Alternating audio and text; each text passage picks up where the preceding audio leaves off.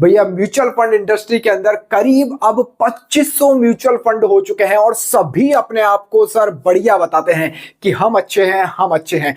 लेकिन अगर ये 5 फैक्टर आप अप्लाई करोगे ना तो मुश्किल से मैं कह रहा हूं आपके पास में 30 से 40 म्यूचुअल फंड ही निकल कर आएंगे जो बेहतरीन है।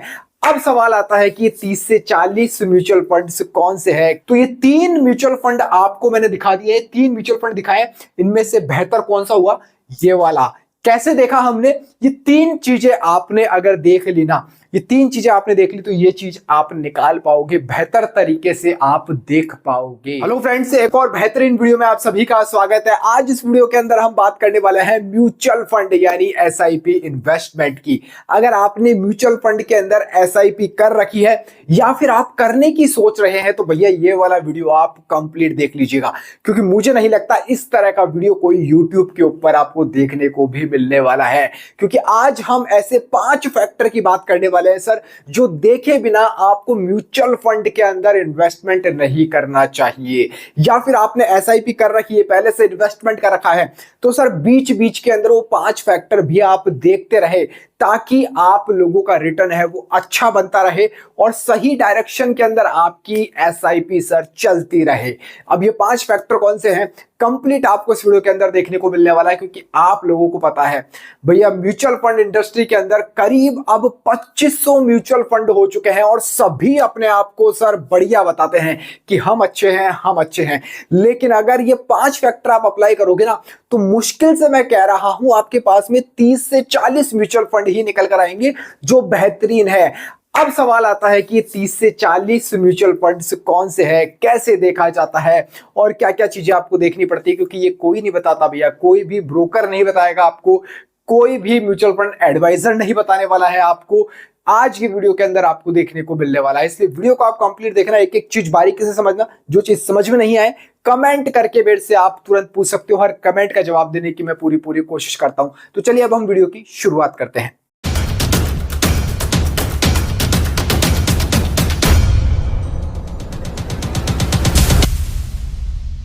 तो चलिए फ्रेंड्स वीडियो की शुरुआत करते हैं और ये 5 फैक्टर हम देखते हैं कि ये 5 फैक्टर कौन से हैं जो देखे बिना म्यूचुअल फंड नहीं लेना चाहिए। इन 5 फैक्टर के अगर मैं बारे में आपको बात करूं तो ये है सर वो 5 फैक्टर, ये 5 फैक्टर है। अब जो शुरुआत के 3 है ना, ये तो बहुत लोगों ने सुने भी नहीं होंगे और देखे भी नहीं होंगे। इस वीडियो के अंदर हम इनके ऊपर तो बात करने वाले ही हैं, साथ में मैं आपको म्यूचुअल फंड्स के कंपैरिजन भी करके दिखाने वाला हूं, प्रैक्टिकली दिखाऊंगा ये चीजें कंपैरिजन करके, कंपेयर करके कि किस तरह से एक बेहतर म्यूचुअल फंड एसआईपी के लिए सेलेक्ट किया जाता है। अब देखिए नीचे से शुरुआत करता हूं। आप जब भी म्यूचुअल फंड सेलेक्ट करो ना सर, म्यूचुअल फंड एसआईपी आप करने जा रही हो, तो आप क्या देखते हो? वहां पर नजर आता लास्ट 6 मंथ का रिटर्न, लास्ट 1 ईयर का रिटर्न। गुरु ना बाबा, ऐसे रिटर्न देखकर नहीं लेना है भैया, म्यूचुअल फंड एसआईपी ऐसे रिटर्न देख के नहीं करनी है। आपको कम से कम 3 ईयर का रिटर्न देखना चाहिए सर, उस म्यूचुअल फंड का, उस एसआईपी का। लास्ट के 3 सालों का कम से कम बता रहा हूं, वरना आप 5 सालों का देखिए सर। 5 साल का रिटर्न देखे बिना उस म्यूचुअल फंड के अंदर मत कूद पड़िए। पता चले लास्ट के 3 साल तो वो खराब था, लेकिन अभी के इस साल मार्केट अच्छा हुआ तो उसने रिटर्न दे दिया। लेकिन ऐसे आपको बचना है, यही चीज आपको देखनी है। 4 से 5 साल का रिटर्न आपको देखे बिना नहीं लेना है। तो एक चीज तो आपके फंडे में क्लियर हो गई होगी। बहुत आसान काम है देखना, आप देख सकते हो बहुत इजीली, इसके अंदर ज्यादा कुछ समझाने की जरूरत नहीं है। इसके ऊपर चलो भैया, एक्सपेंस रेशियो जिसकी सब बात करते हैं, कॉमन हो चुका है, सबको पता है, आपको पता होगा कि एक्सपेंस रेशियो कम होना चाहिए। जितना कम होगा उतना आपको फायदा होता है। अब आपको पता चलता है कि म्यूचुअल फंड रिटर्न दे रहा है सर 20% का, लेकिन आपको दिखा 20% रहा है, जब आप उसको विड्रॉल करने जाओगे तो पता चलता है मिलता सर 18% ही है। 2% कहां चला जाता है? ये एक्सपेंस रेशियो के अंदर जाता है। मान लो आपकी 10 साल बाद आपकी एसआईपी है वो 1 करोड़ की हो गई, तो सर 2 लाख हर साल के साल आपको एक्सपेंस रेशियो देना पड़ेगा। अगर ये एक्सपेंस रेशियो 1 लाख का हो तो आपको सर 1 लाख रुपए देने पड़ेंगे। यानी जितना कम आपका एक्सपेंस रेशियो होगा उतना कम आपको लॉन्ग टर्म के अंदर कंपनीज को पे करना होगा, क्योंकि बहुत सारे खर्चे होते हैं एक्सपेंस रेशियो के अंदर भी। आपकी जो मैनेजर है उसकी फीस निकल रही है, जो ब्रोकर हाउस है उसके भी खर्चे निकल रहे हैं, तो एक्सपेंस रेशियो तो सब जगह लगने वाला है। तो एक्सपेंस रेशियो कम होना चाहिए, ये सभी बताते हैं।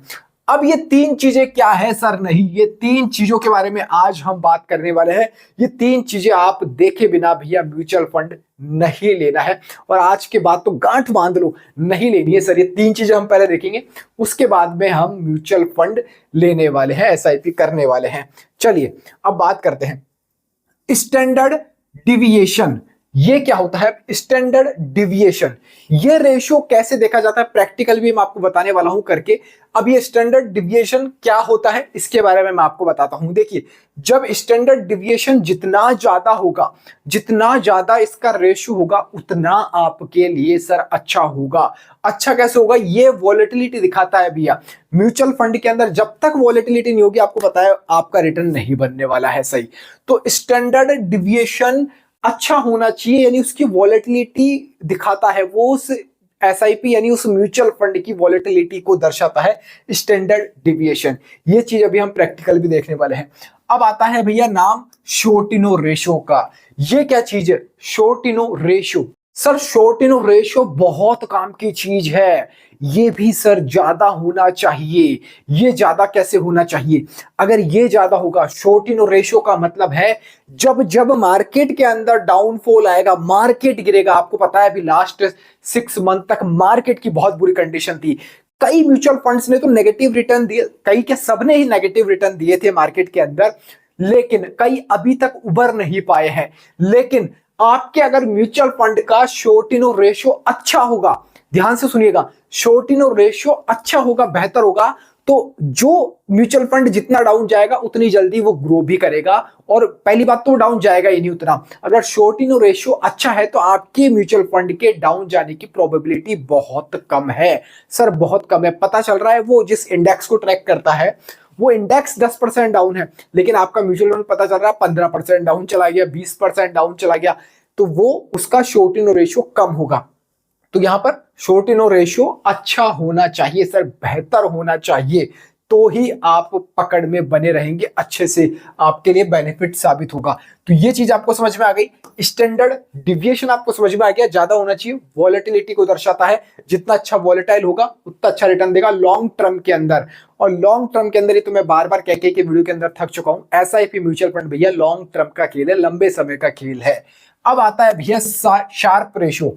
शार्प रेशो क्या चीज है, ये किस चीज को दर्शाता है, इसके बारे में अब हम बात कर लेते हैं। देखिए भैया, शार्प रेशो ये कहता है कि रिस्क एडजस्टेड रिटर्न आपको मिल रहा है या नहीं मिल रहा है।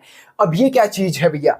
देखो, म्यूचुअल फंड एसआईपी के अंदर रिस्क है, ये आप सबको पता है कि रिस्क आप ले रहे हो, लेकिन क्या आपको आपके रिस्क के अकॉर्डिंग रिटर्न मिल भी रहा है या नहीं मिल रहा है? जी हाँ भैया, म्यूचुअल फंड के अंदर रिस्क तो है, आपको पता है स्मॉल कैटेगरी के अंदर ज्यादा है। अब पता चल रहा है आपने स्मॉल कैटेगरी हाई रिस्क तो ले लिया, अब ये लंबा समय लंबा खेलेंगे, लेकिन पता चल रहा है उसके मुताबिक आपको रिटर्न नहीं मिल रहा है। रिस्क आपने ले लिया 1 किलो का, रिस्क आप ले रहे हो म्यूचुअल फंड में 1 किलो का, पता चले रिटर्न आपको पाव भर भी नहीं मिल रहा है, तो ऐसे म्यूचुअल फंड नहीं लेने हैं गुरु, नहीं लेने हैं। ये चीज कौन बताएगा? ये चीज बताएगा शार्प रेशो। ये भी बेहतर होना चाहिए। अब ये चीजें दिखती कहां है, कंपेयर कैसे करोगे, बताता हूं सर, सब बताता हूं, सारी चीजें तैयार है मेरे पास। ये देखिए, यहां पर हमने 3 म्यूचुअल फंड ले लिए हैं, ये एटी मनी की वेबसाइट है, आप भी खोल के चेक कर सकते हैं। 3 हमने म्यूचुअल फंड ले लिए, SBI large cap fund, HDFC mid cap fund और क्वांट फ्लेक्सी कैप फंड। ये 3 तरह के फंड मैंने ले लिए हैं। यहां पर इनकी हिस्ट्री देख सकते हैं, आपने फंड साइज देख सकते हैं, तीनों का अलग अलग है यहां पर। अब देखिए, 3 मंथ के जब आप रिटर्न देखोगे ना, तो एक ने तो भैया 10% का रिटर्न दिया है सर, 10% का रिटर्न, हाँ, और एक ने दे दिया है सर मात्र 2.5% का रिटर्न दिया है, मात्र 2.5% का रिटर्न है। और यहां पर 3 महीने के अंदर 5% का रिटर्न है। लेकिन आप 6 महीने में देखोगे तो भी इसने ज्यादा दिया है, लेकिन यहां पर देखिए सर फर्क आ चुका है, अब फर्क आ चुका है। अगर आपने 1 साल का रिटर्न देख लिया तो यहां पर देखिए 4% है, 8% है, यहां पर सर माइनस का 8% है, -8% है 1 साल का। अब 1 साल का रिटर्न देखकर यार -8% है, अब माइनस का 8% देखकर आप लेोगे नहीं, लेकिन आप इसका देखोगे तो 3 साल का सर 22% का रिटर्न है, और 5 साल का यहां देखोगे तो सर सेम रिटर्न है, यहां पर भी 32% है, यहाँ 31% है 5 साल के अंदर रिटर्न। और यहां देखोगे तो सर 20% ही है। आप 1 साल का देख लोगे, 3 साल का देख लोगे तो फंस जाओगे, लेकिन 5 साल का देखो सर कम रिटर्न मिलेगा, कम रिटर्न। तो ये सब कुछ हुआ कैसे है, अब देखिए यहां आपको चीजें नजर आएगी। देखो स्टैंडर्ड डिविएशन आपको नजर आ रहा है, वीडियो क्लियर नहीं दिख रहा है, एचडी में कर लेना भैया। और अभी तक सब्सक्राइब नहीं किया है ना भैया, कर लेना। डीमेट अकाउंट नहीं है तो पिन कमेंट में मैं लिंक डाल दूंगा, लेमन के ऊपर जाकर अपना डीमेट अकाउंट ओपन कर सकते हो, फ्री ऑफ कॉस्ट है, कोई पैसा नहीं लगता है, लाइफ टाइम फ्री आपको अकाउंट मिलने वाला है। तो जाकर अकाउंट अपना लेमन के ऊपर बना सकते हो। तो स्टैंडर्ड डिविएशन मैंने क्या कहा, जितना ज्यादा होगा उतना बेहतर है। इन तीनों में से बेहतर क्या नजर आ रहा है आपको, टक टक टक, आपको ये बेहतर नजर आएगा। अब आती है भैया शार्प रेशियो की बात। शार्प रेशियो भी मैंने कहा जितना ज्यादा होगा उतना बेहतर है।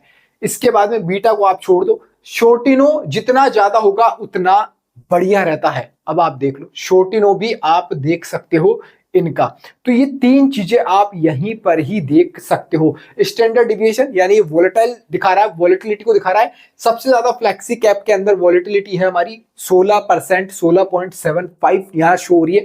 तो दैट इज गुड, हमको रिटर्न मिलने की प्रोबेबिलिटी ज्यादा है और मिला भी है रिटर्न।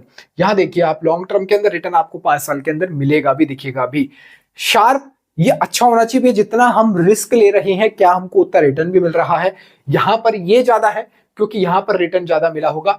ये देखिए यहां पर आप रिटर्न देखोगे, रिस्क ज्यादा ले रहा है तो रिटर्न भी यहां पर ज्यादा ही निकाल के दिया है इन सबसे। और अच्छा एक चीज और, शॉर्टिनो आप देखिए जितना डाउन जाएगा, जब जब मार्केट डाउन जाएगा तो जितना अच्छा होगा तो आपके म्यूचुअल फंड के ऊपर इंपैक्ट कम पड़ने वाला है। तो ये भी इसका ज्यादा है। तो यहां पर ये चीज आप देख सकते हो, ये HDFC मिड कैप फंड के ऊपर इंपैक्ट कम पड़ेगा, इसलिए इसका ऑल ओवर रिटर्न आपको यहां पर सर बेहतर दिख रहा है। तो ये 3 म्यूचुअल फंड आपको मैंने दिखा दिए, 3 म्यूचुअल फंड दिखाए, इनमें से बेहतर कौन सा हुआ, ये वाला। कैसे देखा हमने, ये 3 चीजें आपने अगर देख ली ना, ये 3 चीजें आपने देख ली तो ये चीज आप निकाल पाओगे, बेहतर तरीके से आप देख पाओगे। आई होप एक उम्मीद है कि आपको वीडियो पसंद आया होगा, समझ में आया होगा। कुछ क्वेरी आपकी फिर भी रह गई हो तो कमेंट करके मुझसे पूछ सकते हैं। इस वीडियो में फिलहाल इतना ही। जय हिंद, जय भारत।